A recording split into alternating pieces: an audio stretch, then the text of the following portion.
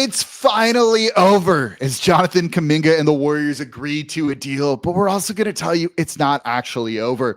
Plus, is it actually over for LeBron James? It might be. It's Locked On NBA Game Night. Let's go. When that final buzzer rings, you know it's time for Locked On NBA Game Night. All the post-game reactions to every game across the league, every single night, with insights only the hosts at Locked On can provide. It's the true NBA fans' one stop for all the action. Every game, every night. It's Locked On NBA Game Night. Tipping off now.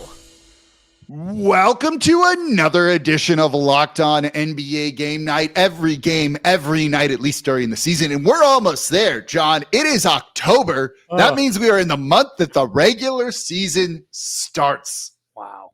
It's October. We made it. Already?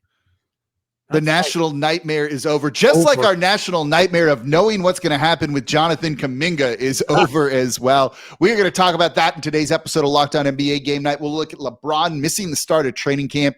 I think the Pistons are going to be really feisty this year. On Wednesdays, I'm your co-host, Jake Madison, at NOLA Jake on Twitter, and the host of the Locked On Pelicans podcast. And I'm John Karalis, at John_Karalis on Twitter, host of the Locked On Celtics podcast. Today's episode is brought to you by FanDuel. Right now, new customers can bet just $5. And if your bet wins, you're going to get $300 in bonus bets to use across the app. And of course, thank you for making Locked On NBA Game Night your first listen today. And every single day of the week, we are going to be covering every single game played across the association all season long, preseason, regular season, postseason. We're going to have it all covered here, so make sure we are your first listen. We are part of the Locked On Podcast Network, your team every day. So the big news of the day is Jonathan Kuminga and the Golden State Warriors agreeing to a 2-year, $48.5 million deal with a team option the second year. This avoids him taking the qualifying offer, which would have been $8 million. So he's gaining about $15 million guaranteed on this. It's a life-changing amount of money. Was this always going to be the expected result, John? Well, I really thought that they were going to get to that qualifying offer. And one day before the deadline. Yeah, I thought that was just listening to his agent talk recently on the Hoop Collective. They seemed really prepared to take that qualifying offer and enter unrestricted free agency next year, where a few more teams had cap space. I think one of the things that kind of pushed, took that leverage away was the realistic look at who had the cap space is the not great teams. And so as they are going to be in the future going forward, teams with cap space will not be contenders. This is the goal of the collective bargaining agreement, by the way. Like, every team is going to be there. Like, the Celtics are going to be there. The Warriors are going to be there at some point. They're going to be the cap space teams that are bad. The whole CBA is popcorn popper, right? And so these bad teams are supposed to get your Jonathan Kumingas when they become available. Like, you're supposed to push the talent off the top and into these bad teams. But guys aren't really anxious to get to these bad teams. So they went back to the table, and here we are with Jake, a quasi 2-year contract. I don't even. It's not really a 2-year deal, right? Like, all the second year does is basically get rid of Jonathan Kuminga's no trade clause, and he's going to be moved by January. That's why I said in the open, right? That this is over, but it's not really over. Now the next thing is going to be the Warriors negotiating a trade package with whoever's trying to trade for Jonathan Kuminga. They're no longer negotiating with Kuminga. It's just going to be the team that he gets traded to. That team option will get declined. He'll sign a new deal with said team, and that's that. Yes. And so, yeah. But it was also characterized as if he stays with the Warriors, they rip it up and renegotiate the contract, which is a weird kind of thing to admit. It does lead to, if there's a promise that, hey, if you stay, we're going to decline this and we're going to renegotiate your contract. Isn't that a form of salary cap circumvention? Tiny bit. Like, you're negotiated a deal here, Sir, with him. that is the Joe Smith. That's the Joe situation. Smith Like, thing. we're talking about Kawhi Leonard in the salary cap circumvention. I mean, like the Timberwolves and Joe Smith literally wrote it down. Yeah. So to do basically what you just said. If the Warriors keep him next year, if he has an amazing year, and the Warriors keep him and tear up that team option and is all right, let's start a new negotiation. Isn't that like that's frowned upon? Isn't it? Am I wrong? Am I being stupid? I feel like I'm not saying it's illegal or anything like that. I'm just saying it's like when the team is openly saying, yeah, we'll if you're good, we'll give you more money next year. We're just going to get this. It's going to get us through here, and then we're going to get you. I don't know. It's not exactly salary cap circumvention. No, I get what you're saying. Like, I get what you're saying, right? Weird deal. The difference with Joe Smith was like he was taking under market values to get like a bigger contract in the future, which right? Is like definitely salary cap circumvention. Yeah, this is a market value for Kuminga, so I can't argue with it necessarily. And look, it's only salary cap circumvention if you get caught and if someone does an investigation into you and keeps putting out new podcasts about it. So you know. Think that's or I don't know, a Locked On Celtics host gets a scoop about something too with it all. So that's where it becomes salary cap circumvention. Like these type of situations are, I would say, probably common, and every team has those like handshake, wink, wink. We'll take care of you. You do our thing. The interesting situation could be like, what if they don't? What if they don't trade him and they just pick up the team option on him next year? And how ugly does that potentially get, right? Like that'd be not funny because that would, I guess, be bad for Kuminga, but wouldn't that get interesting? It would be interesting. It would be because look, you just don't give options like that without the possibility of understanding that somebody might take one. If you gave him a player option and he, you give Fred VanVleet a player option, he tears his ACL, he's going to pick up his player option. Now that's part of the risk, right? So that's all part of it. So if there's a team option there and Kuminga has this incredible year and they go, you know what? We're going to pay you. We're going to keep you at 20 something million. And then we'll increase you off of that the following year because we're too close to it's just financially not viable. I don't know. The whole thing has been weird from the beginning. Kuminga is good. I don't know how good he is. There you go. I was like, I don't know if he's that good, but we don't really know because they don't play him, right? Like this guy was a DMP in the playoffs, right? His folks think he's going to be a multiple-time All-Star. The Warriors think he's good. He is good. He's had stretches where you're like, oh yeah, this dude is an All-Star. But then he's also had stretches where like, I don't know. And like, partly does he even start for them? I'm not sure. Question. I don't know if he will start considering who they've brought in. They might. I don't think he does. I think right. Like I'm not sure that he does coming off the bench, but he'll start plenty just because Curry's not going to play 82 games. There's there'll be minutes and stuff. Jimmy Butler's not playing. He'll close games, I would imagine. So there's you can sit there and say, hey, Jimmy Butler is the starter. Obviously, Steph Curry's the starter. There's going to be guys that are like they've earned their starter roles. Also, both of those guys are going to miss enough games where Kuminga, out of let's say he plays 75 games, he'll probably start 40 of them just because he's starting in place of guys who are out. Also of note from Warriors media availability, Steve Kerr going into the final year of his contract, no extension, says he's not going to talk extension during the season. That is, we don't need to get into that one right now, but probably something worth keeping an eye on a little bit there. Oh, that's the first I've heard of that one. I've been busy with the Celtics media days and all of that stuff. So, that's an interesting one because maybe look. Here, let's talk about it next. And then we'll talk LeBron James too. Okay. We're going to cover everything. Look at us on the fly. Coming up here next, Steve Kerr not signing an extension yet, and maybe the beginning of the end for LeBron James. It's coming up here next in today's episode of Locked On NBA Game Night.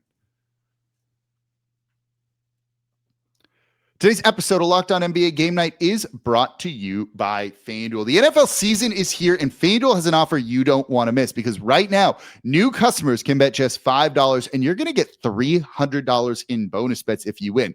All you got to do, pick a bet, put down $5. If it hits, you unlock $300 in bonus bets to use across the app. I love FanDuel because it gives you so many different ways to play. Parlays for a bigger payout, you got it. You just want the spreads, the money line, the player props are always fun. You can even get in on the NBA futures. Right now, Shai Gilgeous-Alexander is the favorite to win MVP. You like that? You can maybe get good odds on Nikola Jokic, Luka Doncic, who we'll talk about here in a second. FanDuel makes it all possible. So don't wait any longer. Visit FanDuel.com to download the FanDuel app today and get started. And if your first $5 bet wins, if you're a new customer, you're going to get $300 in bonus bets over at FanDuel.com. And thank you for making Locked On NBA Game Night your first listen today and every day. We are here 7 days a week covering everything you want to know about the association, the biggest stories, all of the games as well. For your second listen, though, it's fantasy basketball season. Josh Lloyd hosts the #1 fantasy basketball podcast on the planet, Locked On Fantasy Basketball, giving you daily tips and helping you win your league, all while making you a smarter NBA fan. Find Locked On Fantasy Basketball on YouTube or wherever you listen to your podcast, part of the Locked On Podcast Network, your team every day. Let's keep talking Warriors, John, since it's actually pretty interesting. Steve Kerr said at his media availability that he's in the final year of his deal, but he doesn't want to talk about an extension, negotiate an extension during the season. What's that mean? That means that he is going to see what Steph Curry is going to do and then react accordingly. And whenever Steph Curry's run is over, I think Steve Kerr's run is over, because why would you, as Steve Kerr, want to be part of the rebuild? I would not, after everything he's been through, plus back issues. He's had like physical things. Look, we're talking about LeBron in this segment too. I think we can put them both in this same kind of category. You're like, at some point you're like, man, I kind of had a little bit of enough and I need a little bit of a break. And for Kerr, this is it. This is the end. And he's going to see it through with Curry. And, now he's got Al Horford, and now, you got Draymond and you got Jimmy Butler. It's like, hey, let's ride this into the sunset. And then when this is over with you guys, I'm taking a break. Do TV for a little while. Not co-coach another team? No. Okay. I think he takes a break, does becomes like the bidding war between Amazon and NBC to be part of their new coverage. And like he does that for a year or two and then waits to see which up-and-coming team fires their coach that has been rebuilding, and then he takes it. Spurs. You never know. Yes, he's got the connection. But yeah, that's Steve Kerr. It's the formula. You take a team that's like, hey, this is the rebuild. We're going to get to this point. And then the team's like, is this guy really the guy who's going to get us over the hump? Hey, Steve Kerr, championship coach, is available. He knows how to deal with these guys. Boom, there you go. And then Steve pulls a Phil Jackson and wins 2-3 titles with, Victor Wembanyama. As someone in the Southwest of it, can't wait for that situation to happen here. All right, since we're talking old people, let's talk about LeBron James, who's going to be sidelined to open Lakers training camp here. JJ Redick called the injury, quote, a little bit of nerve irritation in the glute, end quote. So we got a butt injury is what this is, right? He's got a pain in the butt. They actually talked about butt. I was going to say, never mind. Butt things on Locked On NBA Game Night yesterday, of all things, with Anthony Edwards getting advice from Michael Jordan. I wish there was a meter on this podcast of how close we are to getting fired. Because you're like, it starts to creep up, and you're like, all right. It's like really threading the line there. So he's going to be out to the beginning of training camp here. Let's get this back on track. Real or fake? The LeBron butt injury here, I'm just going to let's lean into it. The LeBron butt injury justifies the Lakers kind of just shifting to Luka Doncic and making him the center. Oh, you didn't even need that. You didn't even need that to shift. I haven't played the music because it's so obvious here. It's so obvious. This is exactly it, right? Luka, they were given the ultimate gift. We just talked about the Spurs. I'm sorry, the Warriors rebuilding. Like the NBA is designed. We just had a media day in Boston with Rick Grossbeck, part owner of the Celtics, who was on the committee, and he said it. He spelled it out perfectly. We made it so that it doesn't matter who owns your team, how much money you have. You got a couple of years at the top, 2-3 most, and then you get strangled, you get choked out by on purpose. And the Luka trade just eliminated that. It's like reversing a chokehold in UFC, and now you're back on your feet. You're like, oh, that's not supposed to happen. So they got the most incredible gift in Luka Doncic. Now you just shift to him. LeBron is on his, I don't know, at some point it's going to be a farewell tour. The dude's going to turn 41 in December. At some point, the magic wears off with LeBron. Father Time catches up, and he becomes an old man. That's impossible to. It's got to happen at some point. So it's just wild to think about. Like, they're not pushing LeBron out by any stretch. It's just wild to think about. Like, yeah, he's not the guy. Like, we're actually there, which, having watched, we've watched his whole career, a lot of people listening have watched his whole career, right? Remember him even in high school on the cover of Sports Illustrated, exceeding the hype that he had. And it's just kind of so weird to be at this point where it's like, oh yeah, he's going to be 41. Like, it is kind of the beginning of the end. And it's like, it's felt like it's been the beginning of the end for a while, but actually hasn't been the beginning of the end for a while. But something about this one feels different. We're talking about this like it's a question or that it's some sort of controversy. And it's because LeBron at 40 years old averaged 24.5 points a game. It was insanely good last year. Right. Now he is picking his spots, and he's not what he used to be. That's obvious. I'm not saying, I feel second team all NBA. we're all couching this stuff. There's no reason for any controversy. It's not disrespectful to say that it's Luka's team now. Luka is in his 20s, and LeBron is going to be 41. There's no doubt about this. LeBron is still there and is still King James, and is, it's just that, hey, you just got to take a little sidestep. And it's, Luka is the future, and there's nothing wrong with that. I don't understand why anybody would have any, other than to drum up a fake debate on a lot of these shows. There's no debate here. This is not controversial to say Luka is the main guy for the Lakers. LeBron is on his way out at some point, whether it's he's going to go play in some European league that he and Maverick Carter are starting, or whether it's just like, hey, I've had enough. I'm so sick of this. I've got to play with my son. No one gets to do that. I've done it. It's over. Thank you. Goodbye. Yeah, I mean, that's where this all is, right? Like, you mentioned, like, the farewell tour and everything. Like, we will see all of that, and it's just still, I don't know. Like, it's when you mentioned it, like, we're talking about, like, it being a question, right? Like, it's still just so hard for me to comprehend that this is where we are. Well, what's missing here is the visual cues, right? We're missing that's a good point. Visual cue that's like, oh man, like, I don't know, I'm an old man, so you sit there and you be like, oh, see, Paul Pierce just doesn't have it anymore. Or like Russell Westbrook, right? Like, right, at the current like stage where you're like, oh man, like maybe it's better to go out with grace or something like that. Right. We're not seeing that. Like, yes, if you watch closely, you can see all the plays that LeBron takes off and all that stuff. But again, second team all NBA at 40. We're not seeing the guy like, oh man, he's really laboring. He's at the end of his career. Like, take a look at another 40-year-old, Al Horford with the Warriors. You are seeing, like, he is another marvel, that he is incredibly effective and a starter level player. But you are also seeing, like, okay, he can't play the back-to-backs. He is slowing down. The grind of the playoffs is a little bit much. And so you can see I can kind of see the end of the road for him. Retirement off of like a year or two makes sense. We're not seeing those cues from LeBron. So it's like, Why not just keep on going? Let's see how far we can ride this. So eventually those are going to happen.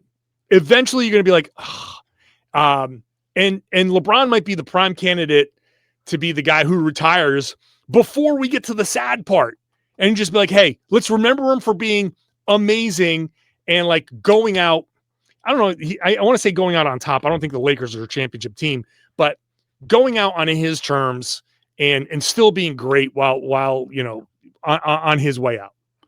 Yeah. Speaking of injuries, Lakers are also going to be missing Marcus Smart to start training camp here due to Achilles tendinopathy. Tendinopathy. Is that what it is? Okay. Inflammation. I just play a doctor on Locked On NBA. I'm a tendinopathy. Yeah, it's like I am riddled with this real well right now. I got that tendinopathy covered, buddy. Yeah. I kind of forgot he was on the Lakers a little bit, truthfully, which is kind of sad. I've been reminded of it because I live in Celtics world and all the Celtics fans are like, no, right. No, this hurts so bad.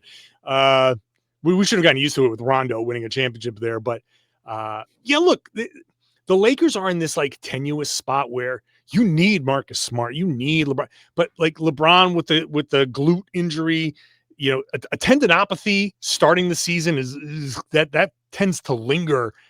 So that's tough. That you need to manage that. And so all these little things are what I think keeps the Lakers in that tier below. No matter how good Skinny Luka is going to be, it's going to be tough for the Lakers to manage like a lot of these little injuries to key guys. Yeah, they can add up, I think, too, and that's going to be kind of a big problem for them. I don't know. They're a little bit deeper than they've been in the past, so we'll see where they end up here. A team, though, that is hungry is going to be the Detroit Pistons. I like this team. I just want to talk about them. That's coming up here next in today's episode of Locked On NBA Game Night.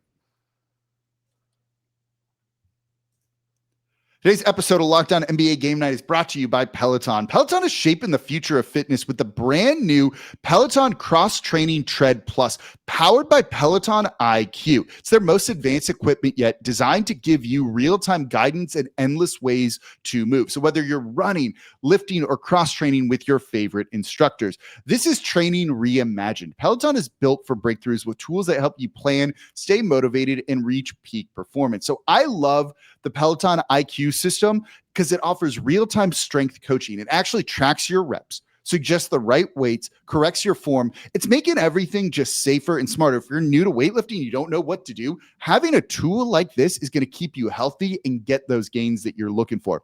And the swivel screen is a complete game changer. You can go from running on the Tread Plus to strength training without missing a beat. So let yourself run, lift, even flex, and push forward. Explore the new Peloton Cross Training Tread Plus today at onepeloton.com. And thank you for making Locked On NBA Game Night your first listen today and every day. We are here 7 days a week covering everything across the association, every single game, the biggest stories. And we're in October, which means the NBA season is here, and I am very excited for it. Go make Locked On Lakers your second listen today to see the real impact of that LeBron James, we're calling it what it is, butt injury here. I was laughing in like the middle of last segment, just being like, yeah, I'm a child.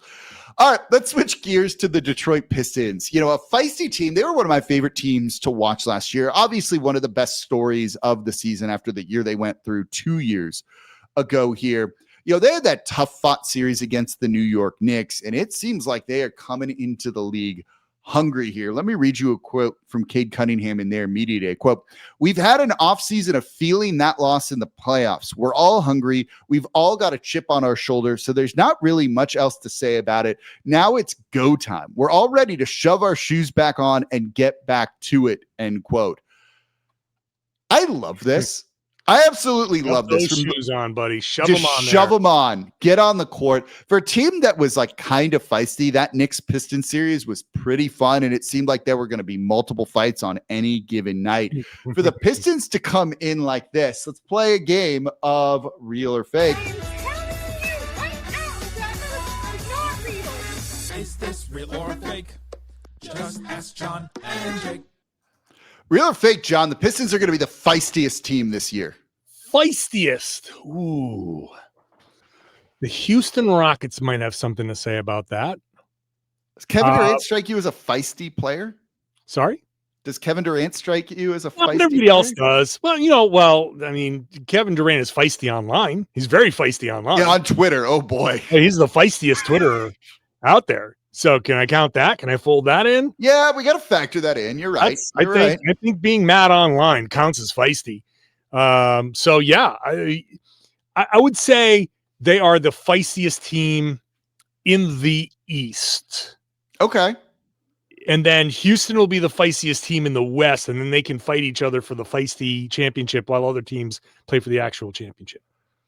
I'm going to say it's real. I think the Pistons are going to be just that series with the Knicks. And, the Knicks are one of the favorites to come out of the East. I feel like the Pistons feel like they're probably not getting the respect they deserve with the season they had. Cade Cunningham, feisty dude. Isaiah Stewart, feisty dude, right? You've got a number of guys on that team that they just want to get into it. It feels like. Yeah, and someone like Javonte Green, who I saw in New Orleans last year, he can kind of get into that mix too a little bit. For sure.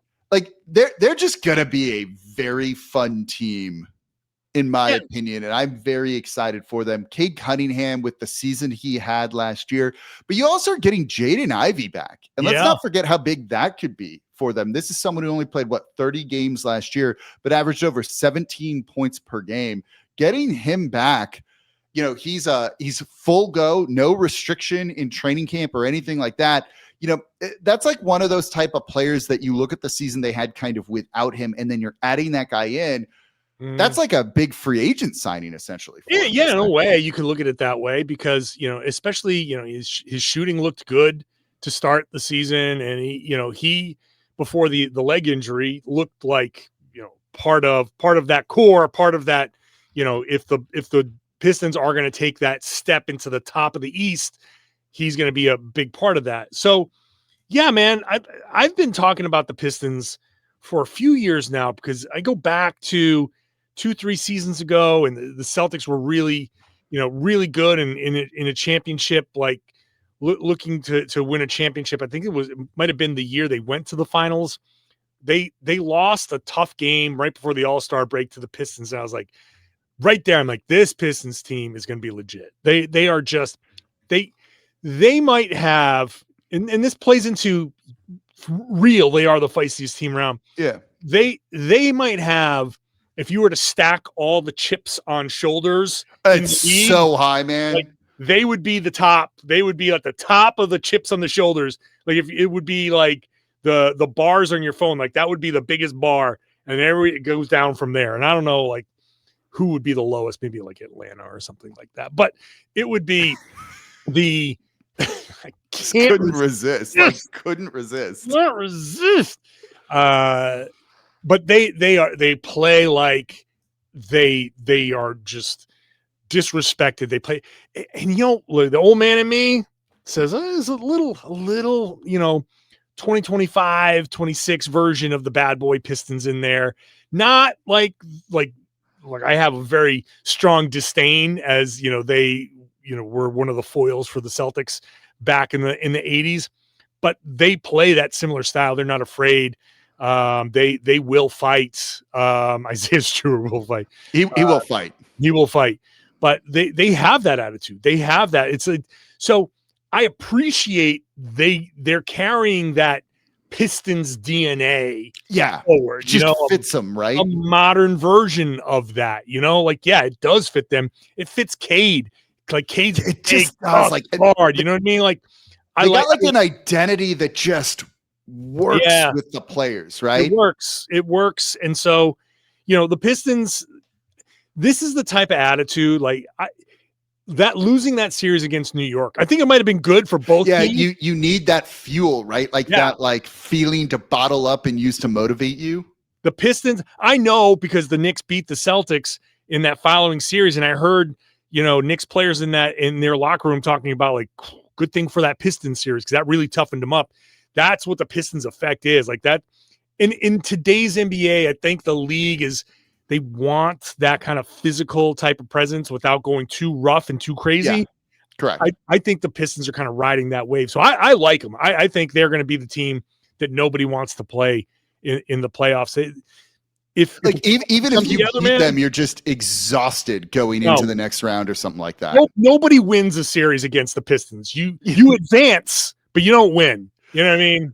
That's also not even factoring in the Malik Beasley situation and we got no news on that or have no idea what's going on there. Like, I don't know, say he's cleared and they sign him. Like that's a significant addition in everything. Yeah, they say he was cleared, but then he said he wasn't. And it was It's a little weird. We got it's no resolution. murky.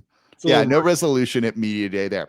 All right, we're going to end the show there before we say something else that might get us fired from Locked On, because that has been a slight running theme on the show today. So that's going to do it for this episode of Locked On NBA Game Night. We're rounding into the form. We're excited for the season. We hope you are as well. We hope you make Locked On NBA Game Night your first listen.